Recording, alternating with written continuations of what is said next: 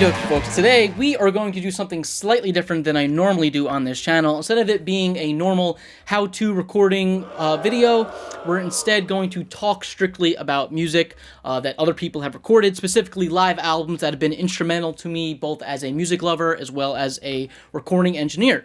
And you, music lover, you're next.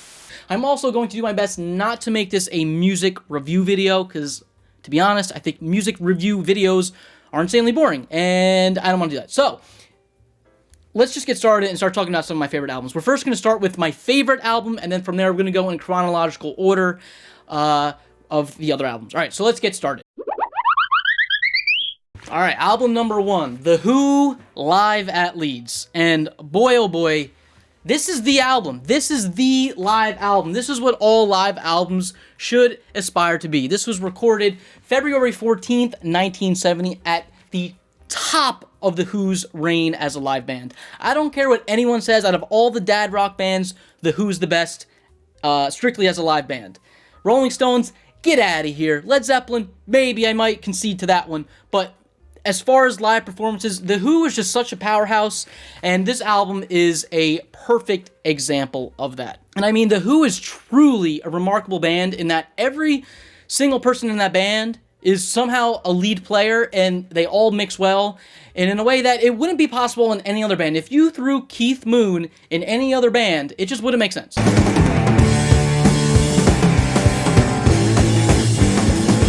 It would never make sense. It was just magic that they were all together. This album in particular, I would listen to relentlessly in high school. I couldn't stop listening to it. It was on repeat. I really recommend listening to the deluxe edition that has the whole performance. You know, the LP version is just kind of the greatest hits of the performance. They go through a bunch of standalone songs from their previous albums, and then they do their whole rendition of the Tommy album in full. You know, The Who is like probably the only band that I could think of that the live performances far outweigh the studio performances, especially on a song like Take a Quick One While She's Away, or A Quick One While He's Away, rather. The live version is so it's incredible. It's absolutely incredible. Whenever I listen to the studio version, I'm always so overwhelmed because the live version is just such an animal. I'm not going to keep going on about every single song. Let's talk about the recording of this album. Okay, so this album was recorded on an 8-track tape machine by Pi Records in a mobile unit. And for all the other examples, this is going to have the most tracks to record on by far. And you are really going to see this shine through in the audio fidelity of the album. Each instrument is going to be isolated, the bass is going to be panned to the hard left, the guitar to the hard right, and the vocals and the drums are going to be in the center, mimicking as if you were watching the band play live right in front of you. Always a neat little thing that I enjoy that they did for the mixing. You can also tell that the drums have a lot of clarity, definitely a multi-mic kit, and as you see in the short snippets here, there seems to be a microphone on each element of the drum kit. And that's really going to add a lot to the final mix, you know, especially with Keith Moon with his thundering hands. If there was just one microphone on this kit, it just would not do. There is occasionally going to be some tape delay added to the vocals and guitar track, probably some reverb added in the mixing stage. And I'm just learning now that they apparently overdubbed some of the backing vocals, supposedly in one take. You could see by the packaging here that Pete Townshend was trying to mimic the bootleg records that were becoming popular at the time. Most notably, Liver Than You'll Ever Be, you know, same type of packaging. The inserts here are all, you know, in the same vein. You know, Pete Townshend had the idea of just trying to make this as raw as possible. Of course, you got the classic cracking noises okay, do not correct on the record label. You know, you kind of get what they were going for. A couple standout tracks that I will mention if you just want to listen to a couple of them is Young Man Blues, a Mose Allison song. They do their own rendition of it. It's fantastic. Keith Moon on that song is just amazing. Another good one is A Quick One While He's Away, as I mentioned before. Fantastic mini opera. And then you got the My Generation medley, which they turn into a 15-minute song where they go through kind of the overture of a couple other songs in that as well. You gotta listen to the deluxe version. It's got the whole performance. It's got the whole Tommy performance. Fantastic stuff. Really recommend. Probably my favorite live album I've listened to this hundreds and hundreds and hundreds of times. So let's move on to the next one. Actually, before we move on, I must do an honorable mention to The Who at the Isle of Wight Festival, same year, 1970. This is pretty much just a video version of the album. I have watched this so many times as a kid, so many times. It's on par. It's actually better than the Woodstock video of The Who. I highly recommend watching to this. It's on DVD as well. Great audio, great video. I could easily go on about that, but we need to move on. Let's talk about the next album. And once again, we're going to start in chronological order now. Alright, so the next album we're going to be talking about is James Brown and the Famous Flames live at the Apollo. This was recorded in October 24th, 1962 at the Apollo Theater, obviously. This is a fantastic album, obviously. When most people think of James Brown, they think of his kind of 70s, early 80s funk era. This album is more of his soul and R&B early years, and I love it to death. I've once again listened to this album hundreds and hundreds of times. It's so classic in so many ways. I think it gives a great snapshot of the Chitlin Circuit at its tail end, as well as racial segregation in America for the music scene at the time. And there is such an atmosphere here, and if you take a good listen to the interaction between the audience and James Brown during his performance, I mean, you could really see how much of a hold he has. I mean, especially with all the females, you know, screaming in the background, hooting and hollering at him. I mean, it's a shame there's no video of the performance, because, you know, he was just killing it.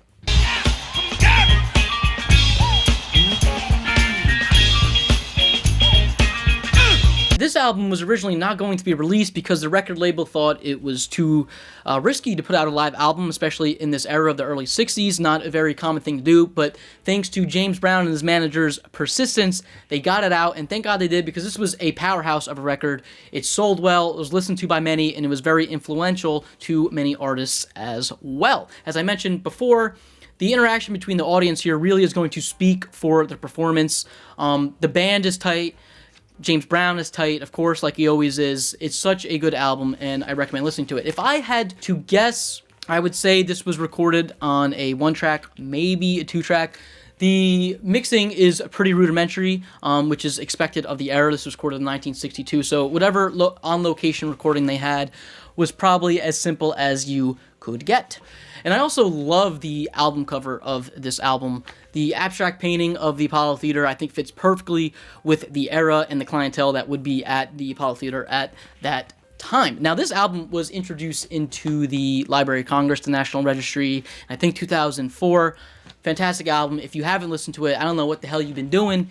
You gotta go listen to it. Standout track for this one is Lost Someone. I think it's actually split up into side A and side B of the album. It's like a 10-minute medley of that song.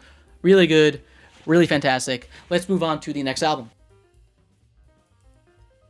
Alright, the next album we're going to talk about is Bo Diddley's Beach Party. And if you are a fan of this channel, you know I love me some Bo Diddley. This was recorded in 1963. It was for the July 4th celebration at Myrtle Beach. I believe the performances were recorded July 5th and July 6th, being the weekend days that year.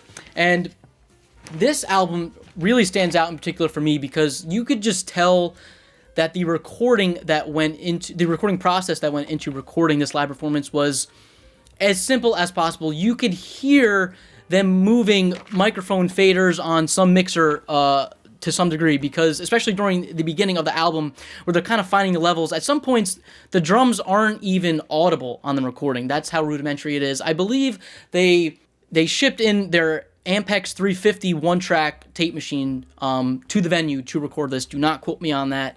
I'm not 100% sure on that, but I'm certain that it was a 1-track, and it is obvious, and it definitely has that sound. And to me, it's just perfect. It fits the Bo Diddley sound so well. You know, he's got all the classic players on there. I think it's Clifton James on drums, Jerome Green, Norma Jean Warford on lead guitar. That was kind of like his classic live and studio setup at the time, musician-wise. You know, this was, of course, put out on Chess Records, another very influential record. This album wasn't as big as Live at the Apollo, but To me, it's one of those albums that just kind of fly under the radar, and unless you're like getting into Bo Diddley, you're not really going to hear much about it. But it's such a good album for Bo Diddley lovers out there, and for non-Bo Diddley lovers. A standout track that I absolutely love is Roadrunner. You know, his ability to kind of like tell a story while he's doing a song, like Roadrunner, it's just, you know, really shows Bo Diddley's ability to totally command an audience and get them entranced in his music. Love it, love it, love it. Let's move on. All right, the next album is Jerry Lee Lewis live at the Star Club in Hamburg, Germany. And this album was not released in the US, I think, ever. And it wasn't really until the advent of the internet and music sharing that this has become available to the mass public. And thank God it did, because this is such a fantastic album.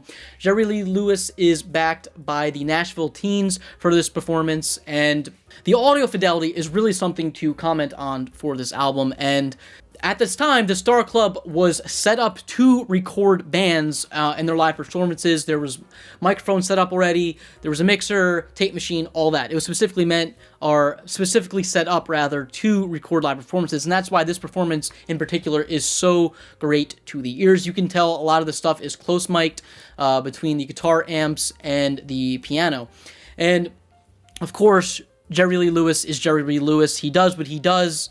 It's amazing. His piano playing is obviously outstanding, virtuoso.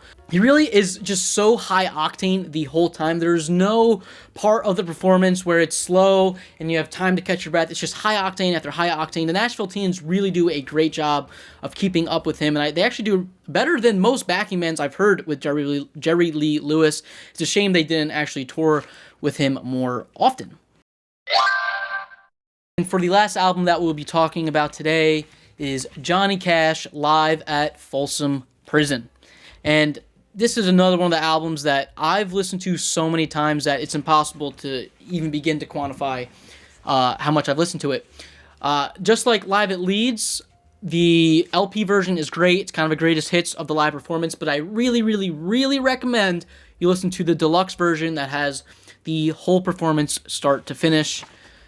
It's so good. It's so goddamn good. Johnny Cash at his best. You know, this is during like his comeback era.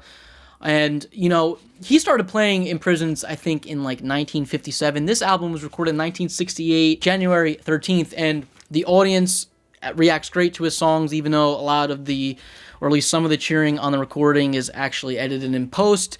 But we won't talk about that because that is just upsetting. You know, he's backed by the Tennessee 3, classic backing band for Johnny Cash. Of course, they're always on point.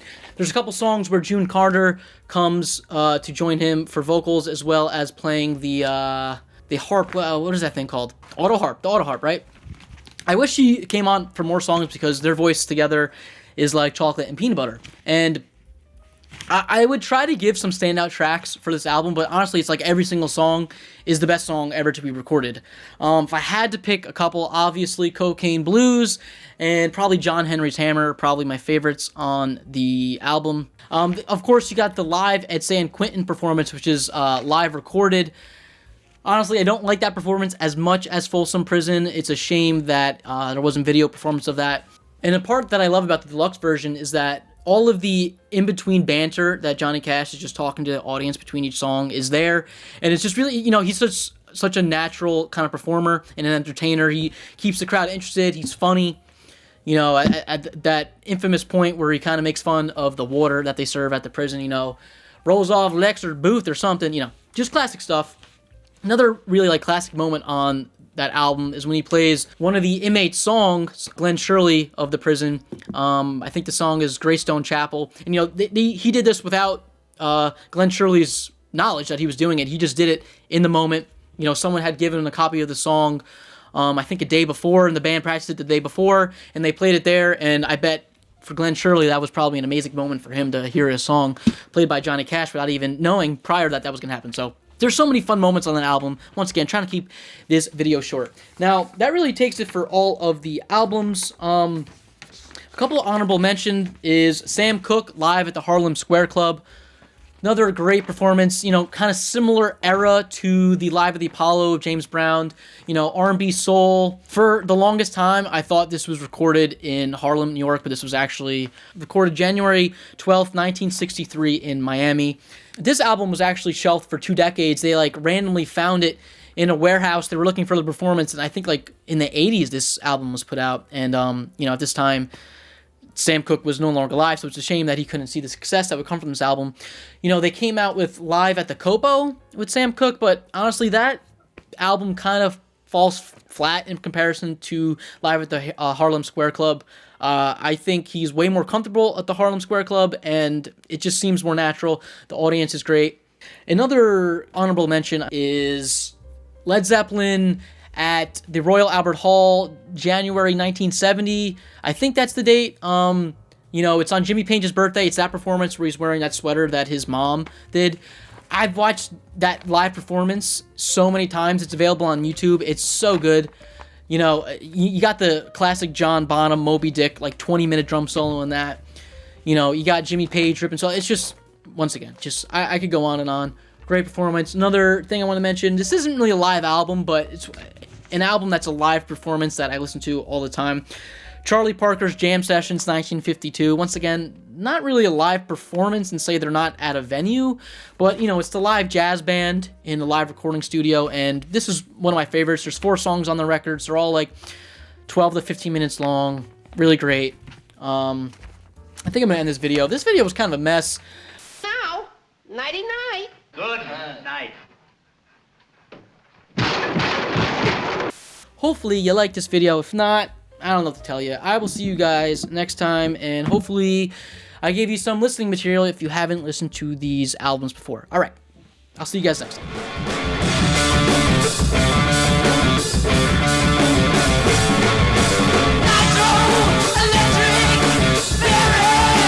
I have 2 guns, one for each of you.